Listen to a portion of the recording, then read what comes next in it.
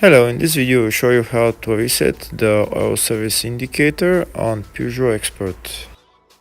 This reset is usually performed after oil change. Here we can see that there is 4,200 kilometers until the oil service interval will show. But we're gonna reset it because we changed the oil. In order to change it, we need to press this reset button while the car is while the ignition is off. We need to press this button and then turn the ignition on and hold this button while we turn the ignition on. We're gonna continue holding the button until the counter goes back from 10 to 0, and then we're going to release the button, and then we can turn the ignition off and then turn the ignition on again.